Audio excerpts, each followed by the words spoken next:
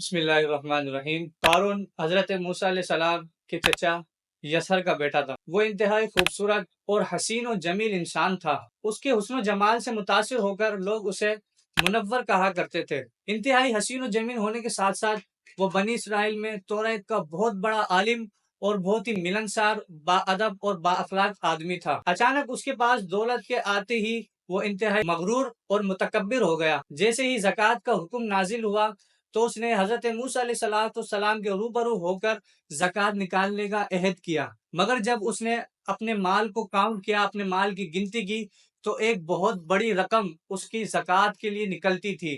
تو یہ دیکھ کر وہ ایک دم حرص اور بخل کی زد میں آ گیا، اور نہ صرف وہ زکوٰۃ کا منکر ہو گیا بلکہ لوگوں کو حضرت موسیٰ علیہ السلام سے متنفر کرنے کے لیے اس نے ایک گھناؤنی سازش چلی۔ اس نے ایک عورت کو بہت ہی زیادہ مال و دولت دے کر حضرت موسیٰ علیہ السلام پر الزام لگانے کا سوچا۔ این اس وقت کہ جب حضرت موسیٰ علیہ السلام واعظ و نصیحت فرما رہے تھے تو اچانک قارون کھڑا ہوتا ہے اور کہتا ہے کہ حضرت موسیٰ علیہ السلام سے مخاطب ہو کر کہتا ہے کہ آپ نے فلاں عورت کے ساتھ فلاں کام کیا ہے، اور اس کی شاہد یہ عورت خود کھڑی ہوئی ہے۔ تو جب وہ عورت کھڑی ہوتی ہے تو حضرت موسیٰ علیہ السلام انتہائی جلال میں آ کر اس سے کہتے ہیں، تجھے قسم ہے اس ذات کی کہ جس کے قدرت میں میری جان ہے، سچ سچ بتا کیا ماجرا ہے۔ جب اس عورت نے دیکھا حضرت موسیٰ علیہ السلام کی جلال کو تو وہ عورت سہم گئی اور وہ کہنے لگی، مجھے قسم ہے رب ذوالجلال کی کہ اس قارون نے مجھے مال و دولت دے کر کہا تھا کہ حضرت موسیٰ علیہ السلام پر تو نے بدکاری کی تہمت لگانی ہے۔ تو یہ بات سن کر حضرت موسیٰ علیہ السلام سجدہ شکر میں گر گئے اور اللہ پاک سے عرض کرنے لگے کہ اے اللہ پاک، اس قارون کو زمین میں دسا دے۔ تو حضرت موسیٰ علیہ السلام جیسے ہی کھڑے ہوتے ہیں اور کھڑے ہو کر کہنے لگتے ہیں کہ اے بنی اسرائیل، کہ تم میں سے جو قارون کے ساتھ ہے وہ قارون کے ساتھ ہو لے، اور جو میرے ساتھ ہے وہ قارون سے جدا ہو جائے۔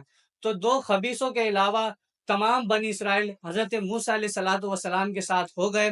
تو حضرت موسیٰ علیہ السلام نے اپنے دونوں ہاتھوں کو بلند کیا اور اللہ پاک سے دعا کرنے لگے کہ اللہ پاک اس قارون کو زمین میں دسا دے۔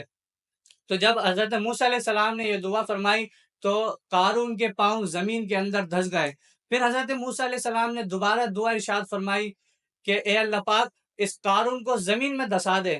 پھر جب دوبارہ دعا ارشاد فرمائی تو قارون کمر تک زمین کے اندر دھس گیا اور رونے لگا، بلبلانے لگا اور اپنی رشتہ داری اور قرابت کا واسطہ دینے لگا، لیکن حضرت موسیٰ علیہ السلام نے اس سے کوئی التفات نہیں کیا۔